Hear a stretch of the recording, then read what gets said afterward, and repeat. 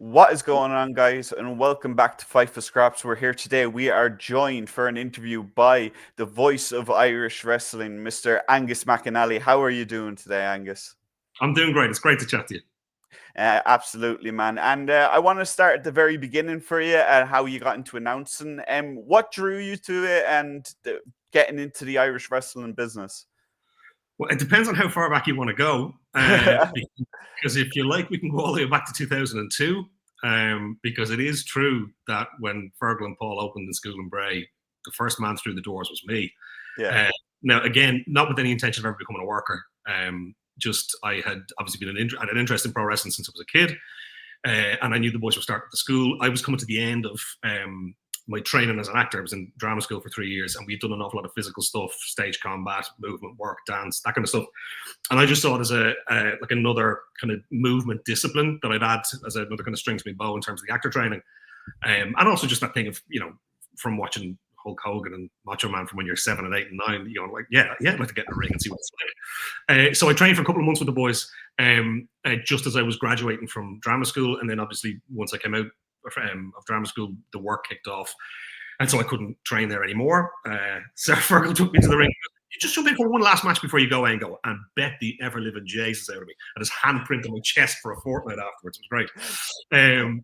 And so then I had stayed kind of aware of what was happening in Irish wrestling kind of from then on. And then when OTT kicked off, my brother got in touch with me and said, "Hey, do you want to come and see this wrestling show?" And I wasn't keen on it because they were pushing the over 18s so heavy. I was going, that's going to be light tubes and razor blades, and that's it's not my particular. I'm not into that kind of hardcore deathmatch stuff. I said, I have no real interest in going to that. And he kind of pushed it, and it was like the tickets were a tenner. It was the Tivoli. It was my first show was the first Scrapper. When Dave Mastiff was on the post, I was going, well, I know Mastiff from the telly. Right, come on, for a tenner we can't go too far wrong. We'll roll the dice here. And I went in and instantly fell in love and approached Carbray that very night, saying, look, we have to do something. We have to co-promote, co-produce, do something. And so we were working together almost immediately after that. I brought Joe in to work with my theatre company to choreograph fights on the next stage show we did. And so for that, I had gone back to start training with the school anyway. And yeah, it kind of came from there. I mean, in terms of the jump into commentating for OTT, the advice we got from the boys was don't ask for permission, just present it as a fait accompli. So myself and Don Marnell, the great Don Marnell, holy God, what a commentator. We were pals. We were in the front row every week anyway. He comes from a radio and a stand-up background. I obviously come from a theatre background and an awful lot of voiceover work, both in kind of animation and commercials and all that kind of stuff. So I'm comfortable in front of a mic. We were both storytellers and we had an intimate knowledge of the product. So we took 2 matches, I think probably the Luther Ward Pete Dunne title change and a session mock comedy match. And we just ripped those, commentated over both of them and sent it to Joe and said, look, no obligation, no pressure, but if you want this is what's on offer. And they kind of jumped at it. And the rest, as they say, is nearly a decade of history. And you mentioned obviously they're working so closely with Joe, but as someone who has worked for such a long time with Joe, with OTT and outside, what has that been like? Kind of just like as a friendship, as like working together, just in general. Yeah, he's a remarkable man in terms of leadership qualities. I don't know that I've ever encountered anyone like him. His capacity to have people willing to take a bullet for him, almost literally, is very unique. He's an inspirational guy. He's a workaholic, but also really quite brilliant. I mean, you think the scale of the stuff he has done.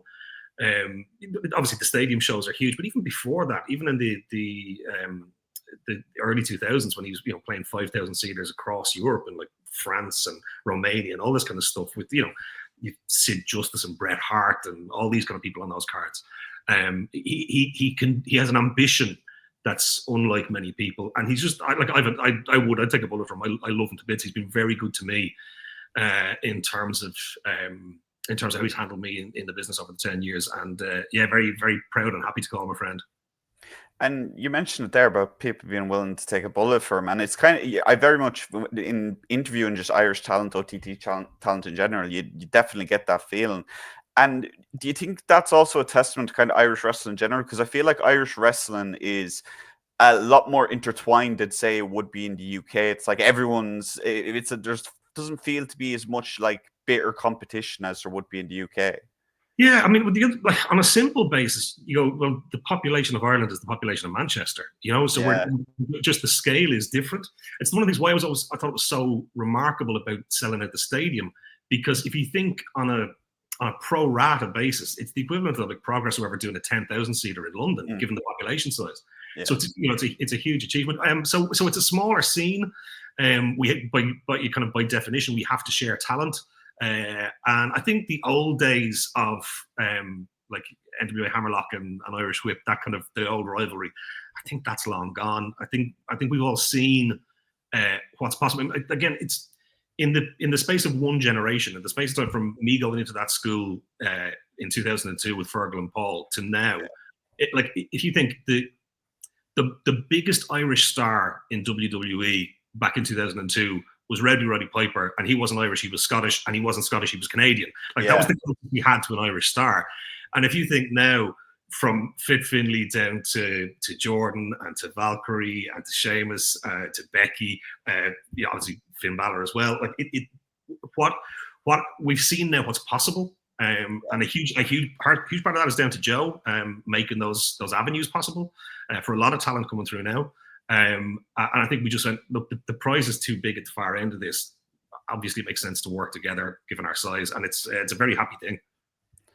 And someone who has been working with you in the commentary booth a lot this year is Mr. Simon Hill, who I actually interviewed a little while ago, and he said that you were probably the best announcer to kind of learn under as someone to be a partner. And I'm just wondering what it's been like on your side of things to work with Simon on so many shows this year for OTT.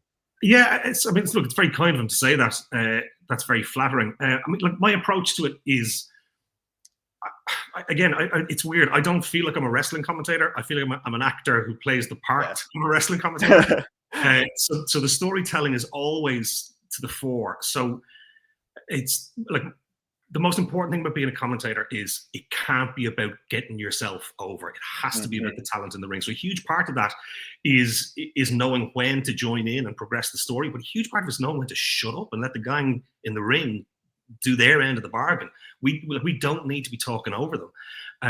And so what I pride myself on is helping progress those stories, get people emotionally invested. There's little, tips and tricks of the trade that I'll do as I'm doing it, because it is like a dance. I have to say, it's like having a dance partner, and the nature of the relationship in a two-man booth like that is it can't be a 50-50 thing. The play-by-play guy, that kind of lead announcer, has to be like in ballroom dancing where the man leads, and it's a cooperation, but one person has to be leading. And I think that's how it has to be in terms of a play-by-play and color split. So you have to let the play-by-play guy drive the bus. Excuse me, interrupted. You have to let the play-by-play guy. You have to let the play-by-play guy drive the bus. And so I'll. It's a delicate dance with people. It takes a time to find a rhythm with new partners. But I've been lucky to call some amazing matches with amazing talent over the years. It's as I always say, look, it's a dream job for me because you get the best seats in the house for the best wrestling in Europe, arguably anywhere in the world, a lot of the time as well. It's a privilege to be there. I just go back to being a 7-year-old again. It's fantastic. And being that lead announcer, you do have more than just doing the behind the booth. You do kick off pretty much every OTT show, and you have to set the tone for the night by getting the crowd all riled up and all that. How important is that to you? And obviously getting that "We Are OTT" out at the start of the show. Yeah, I tell you, it's an interesting one. I remember being backstage with Trent Seven back in the Tivoli days, and I don't know who was opening the show. Someone was opening the show, and they got the crowd right the way up, and Trent was going, "Yeah, that's it. Go home, go home, go home," and they kept on going, and the crowd came back down again. Yeah. And then they got them back up again and kept on going, and they dropped them back down. I was like, so again, I'm not going out. Like, So I have that catchphrase of the time is now the place is here, that kind of stuff. I don't care about catchphrases for me. I have no interest in, as they say in pro wrestling, getting my shit in. I have no interest in getting myself over. That's the last thing I need to do. I've no interest in it. It's not good for the product. The only thing that's important to me in that opener is to hype the fans, is to get them up, get them ready, let them know that they're allowed cheer the good guys, that they're allowed boo the bad guys, get them hyped for what's coming up, set the tone, and just going to get them up there. That's my sole function. It's not about me. That's what I love about it, both in terms of my theater career and in terms of the pro wrestling thing. When it's not about you, it's at its best. If your sole ambition is for the benefit of that audience, that's when you make the best work. That's when you give people the best experiences. That's when you give people the best nights out. And with 2024 being such a big year for OTT, there's just so many moments. But I do want to get your thoughts on being in the booth for some of them. First of all, obviously one that kind of was a bit of a double-edged sword. Great moment, but in the aftermath, heartbreaking. Be Cool finally winning the gold that whole night at Scrapper Mania. And I feel I was in the National Stadium for that, and I have to say that is probably one of the most like raucous atmospheres I've been in, just because it was just homegrown star, everyone behind Barry. And I just want to get your take on what that was like for you, because I feel like it was one of those the biggest moments in OTT's history. Yeah, it certainly was. I mean, we talked about Joe and his natural leadership. There is a natural charisma to Be Cool that you can't learn, you can't buy, you can't fake. He connects with an audience in a way that is really, really uncanny. And that's, that, like people talk about cheap heat or whatever. There's nothing cheap about it with Barry. It is real. It is genuine, and it's been earned over a decade. I mean, you go back to the gymnasty days and whatever else. Like people know what Barry's story is, and he is a unique talent who is exceptionally gifted at connecting with the crowd. And so for him to have that moment was fantastic. But again, I come back to it again. For me, it was more about giving the crowd that moment. And it was an amazing thing to feel that you'd been on that journey with him all the way. I think that's why it resonated so much with people, because they were so fully invested in it. And moving on to a little bit later in the year at 10th anniversary, I have two things I want to talk to you about that. The first one will be Martina. Obviously, she took a bad spill at the end of her match with Raven Creed. That was undoubtedly, I imagine, a bit of a tough spot for you, kind of just trying to get people through on the broadcast for the replay. What was that like for you in the moment, seeing Martina? Obviously, it was such a big moment for Raven Creed winning the title, but having to kind of also make sure that the audience was updated on what was going on with Martina.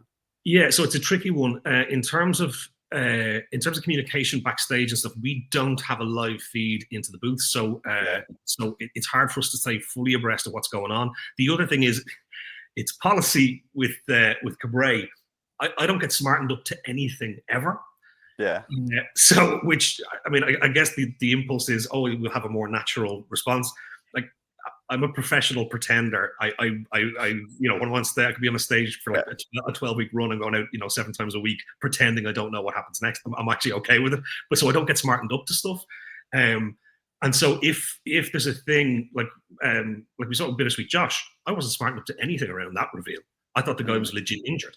And so sometimes I don't know what's going on in that moment. So as with everything when I'm on commentary, I just try and call things straight down the middle, as much as a shoot as possible, to be honest. I mean, I try, I think if people are familiar with the OTT product, they'll know that my style is a very kind of athletic contest. I try and take out the sports entertainment then, but as much as possible, and try and call it as a shoot fight as much as possible. Yeah. Whilst layering in that story element. And so my job in that moment is to react honestly to what I'm seeing, but leave it open a bit because I don't know if that's a work or a shoot, or if she's badly injured or if she's okay. Yeah. It was a tough one in the moment. Tough again for Raven Creed, who I think is an incredible talent. I think she could be a global superstar. I love her. I love her style. I love how she works. But yeah, a difficult moment for what should have been a beautiful send off for Martina. Yeah, this ain't ballet, as they say. And obviously, moving on, you've mentioned them a couple of times, Fergal and Jordan. They both came back to OTT for that at the 10th anniversary. That was, and I mentioned about the Be Cool atmosphere and how that was just an insane one. But again, I was in the National Stadium again for 10th anniversary, and just when Judgment Day's music hit and the two lads walked out, it was just another thing entirely. And as you said, you're a professional pretender, but I feel like there wasn't much need for pretending in that moment with your connection to both men and connection to Irish wrestling in general. Yeah, I have moments on stages of where I use the phrase "no acting required." Yeah. And that was one of those nights. I go back, what is it, 22, nearly 23 years now with Finn Balor, with Fergal, and to finally get to work together after all those years is pretty special. And with Devlin, like, I don't think you can separate him out from the success of OTT, the international waves and stuff. I mean, I think there are people like Martina, who I think is so synonymous with the brand of OTT and was so instrumental in spreading that brand globally. I think she played a huge part in that. But I think undoubtedly Jordan Devlin was at the heart of everything that was great about OTT when it was absolutely white hot. If you think about that run, the import killer run into that series of matches with Walter and then with David Starr, we had lightning in a bottle in terms of generational talents, with incredible long-term storytelling, and also an awful lot of luck in terms of injuries and things falling our way. It was a magical thing to be part of, and so to put a button on that and have Jordan come back was pretty special. It's when he turned to me on the night and just looked at me in the stadium and just went, "But Aongo, what if I don't?" Which is a quote he said to me the night he turned face, the night in the Tivoli against Moose, where Moose picked him up in the middle of the ring and threw him out of the ring onto the stage, and Moose threw Devlin out of the ring as a heel. And Devlin leapt back into the ring as a face. It was an instantaneous turn. And he was telling me about the move beforehand. And I said to him, "But Devlin, what if you die?" And he looked me in the eyes. He said, "But Aongo, what if I don't?" And that's why he is the global superstar he is now. And I safe to stand behind my microphone. He's a guy who's willing to risk it all to put on a show for the fans. And to have that homecoming moment with him, the full circle end of it, knowing that he's so responsible for so much of the success of OTT, and the success of OTT has brought so much into my life, so much joy, so much happiness, so many incredible experiences. I'm eternally grateful to him for that. It was lovely to have that night with the two of them. And just speaking of connections with talent and Irish talent who have kind of like helped to boost OTT in general. And you mentioned Martine on the women's wrestling side, but there's two names who are going to be coming back to OTT later this month, Debbie Keitel and Lyra Valkyria.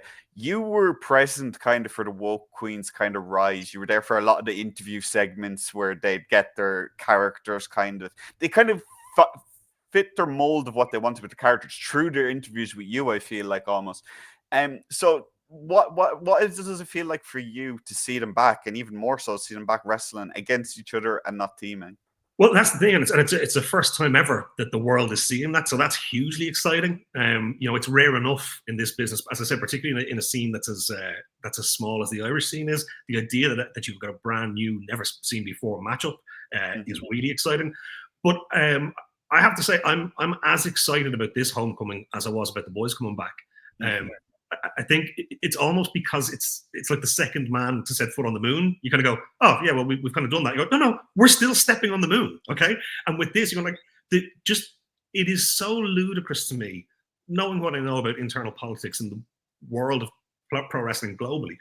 The idea that we had reigning, defending WWE active roster champions fighting with us in the stadium, and that we're now going to get an active star from Raw fighting in the complex in Dublin, that still blows my mind. We can't gloss over how significant that is, and what a vote of confidence that is in Joe and OTT and in the fighters themselves. And I don't just mean the stars coming back. I mean in the indigenous Irish talent that a multi-billion-dollar corporation is willing to let their superstars, their investment, their product into the ring with these guys, because all it takes is to roll an ankle or something, and you're talking about missing TV and all kinds of stuff. So the faith that WWE have shown in Irish wrestling and OTT, I think is testament to just how great the scene is. I am hyped for that match. I can't wait to see what happens, because I know that neither of those women are going to leave anything behind. And I've mentioned a couple of the Irish talent who have come in, and I feel like I'd be remiss if I didn't mention an import that came in and really made a significant thing, and a recent one at that. John Moxley, he had a couple of times where he was supposed to come and then he didn't, and then eventually, but when he did come, it was one of those massive moments. I think one of the biggest import debuts in OTT history, especially against Barry, and especially in that. And I feel like it was a unique match from your perspective, Carl. You mentioned that you weren't really a fan of hardcore wrestling, death matches, and all that. That match was very much a comedy match mixed with a hardcore match.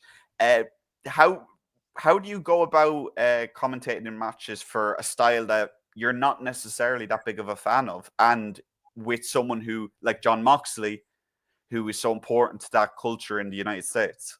Yeah. So it's this. This is where it gets very simple for me. I'm a professional pretender, Yeah. and when I'm on that mic, death matches are my favorite thing in the world. I get the tables, get the barbed wire, get the skewers, get anything you want. Like it is that simple for me. And I mean, I can, like I say, like it's not it's not my personal favorite style. I can still enjoy a good hardcore match, even a death match maybe. And in the moment, it's not my job. Again, like I said, it's never about me. It's only ever about the product. It's only ever about the fans' experience. And so my job there is not to pass judgment on. I go, oh, personally, I'd prefer if this was some luchadors, or if this was Kings of the North or whatever.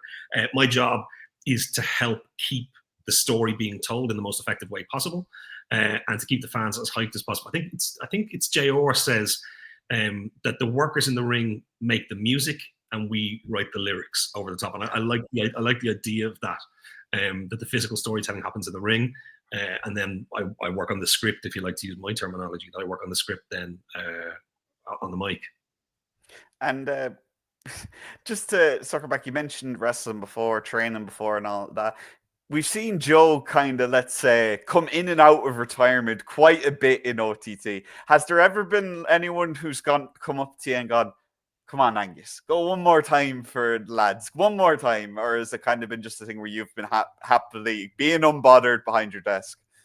Well, so there's a couple of things with that. I had joked for a long time with Carbray that all I wanted was a rumble spot.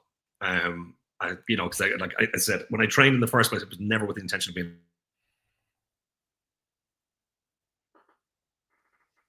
And I lost you there. You're back with me? You're good. You're good. You're good. Yeah. You're good now. Yeah. So as I said, when I trained, it was never with the intention of being a worker. I am very comfortable. Like I see what those guys and girls put themselves through. I know what it is to bump. I've trained enough over the years. I've bumped a lot over the years. And I'm 44 now. Yeah. But the deal always was, as a kind of a joke, it's in my contract. If OTT ever runs a rumble, I'm getting a rumble spot. And fair play to Carbray, he was true to his word. That was insane crack. It's lovely to do it, but again, I need to be very, very careful about what I do, because me getting physical with people, we came close to it with David Starr. I think we were leading in that direction with David Starr in terms of how just the tone and the tenor of those interviews, and we kind of discussed where that might lead, that it might have to get physical at some point. The difficult thing with that is, again, we're not just doing it for the sake of doing it because I want to, play wrestling. It's like, what's the payoff going to be? Because I can't ever get in the ring with a David Starr, because we have to maintain the truth that this is a world-class international fighter, and I'm just a guy who talks on a microphone. It kind of doesn't matter, what kind of fight background I have, or if I've trained in the ring and that kind of stuff. It's a question of how you get the payoff out of it. So I'm very, very wary of putting myself into those situations. I adored being in the Rumble. It was amazing crack. I got to show it to my kids. They all got a big pop out of it. Would I do another spot like that at some point? Yeah, I'd be very open to something like that. But the idea of me working a real match, I don't really see that in my future. That's fair. And before I do let you go, Angus, I just want one prediction out. Yeah, the local Rumble is coming up next year. We've already know one person is going to be in it. Jay has already announced that he's going to be number one in that match. But with so much Irish homegrown talent at the moment, so much young talent, I do want to ask you, who do you think is going to walk away with the second ever local Rumble victory? This might be a controversial one. I think he can go all the way. I think he might go 1-30. Jay is an exceptional fighter. He's someone I've had a huge respect for an awful long time. He is a grafter. And I think if anyone has the gas tank, the skill set, the grit and determination to do a one.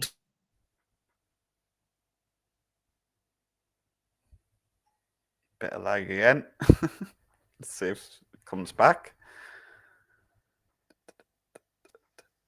And you're back. You're back. Yeah. Yeah, I think if anyone has it, it's him. I mean, look, again, there's a huge amount of young talent out there at the moment. You look at the likes of Alimo. That's a guy with such an upside. That's a guy that can go all the way. I hope Alex Grayson is in there for a long time, purely because I want to see him punched in the face repeatedly. Not a good dude. I don't like him. I want him to be hit in the face a lot. So I hope he has a long time in that rumble. But again, as you said, we're spoiled for choice at the moment. It's almost an embarrassment of riches in terms of the young talent coming through. It feels like, we talked about that streak of kind of 2017, 18, 19 and having lightning in a bottle. It feels like we're on the cusp of something pretty magical kicking off here again. And I just feel very privileged that I get to be right there to call all the action. I'm going to make a liar of myself here. I said that was the last question, but I just remembered one I did want to ask you. And Cody Rhodes earlier this year kind of referenced that kind of moment where you were mentioning Jordan there, how he was kind of coming up. And he mentioned the time during Jordan's come up where he kind of stayed a little bit too late after shaking hands and so on and so forth. So I'd like your perspective on that moment, kind of, and just kind of witnessing it happening in front of your very eyes. I have to take it in its totality, right? And that is, Carbray came to me and said, "What do you think about trying to run the stadium?" And I went, "Oof." I said, "Okay." I said, "I was there for a TNA show a couple of years ago. Look, at that stage, we were capping the Tivoli at 550, but we could comfortably run at 750 a month, comfortably." I said, "Yeah, you get the right talent on this show. I could see you do maybe 1,100, 1,200. Let's go for it." And I think Carbray sold like 1,200 tickets in the first day. Yeah. So like it was just gangbusters. So I'm aware of what Cody and the boys brought to Irish wrestling in terms of making the stadium even a thing that was possible for us. So I would never hold anything against him. In his mind, he wasn't on TV. He was on an indie. They weren't held to it's not the same time constraints as you are when you got to be out by 10:59 for network telly or whatever. So he felt he had the freedom to do it. Obviously, it meant the main event then bumped later. And I think, that match finished after midnight, which, again, my sole concern always is for the fans. So if some people had to leave to catch a last bus, or some people just were kind of exhausted by the time that climax happens, then that's not ideal for the fans. But guess what? The fans got loads, and like in terms of quality and quantity, they got a whole lot of Cody Rhodes, one of the biggest names on the planet. I don't think anyone felt shortchanged that night. Yeah. So for me, it's one of those things. It's the nature of the beast. It's the business we're in. No harm, no foul. Absolutely. And thank you, Aonghus, so much for sitting down with me today. You've been an absolute legend. Do you want to tell people where they can find you on social media and where they can see you acting or commentating next?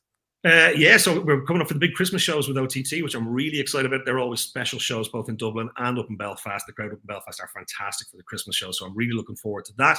And then acting-wise, I have a film coming out soon. I think it's going to launch in the Berlin Festival. It's a new Irish language film through TG Carr called Báite, which I'm very excited about. I was doing ADR recording on that the other day.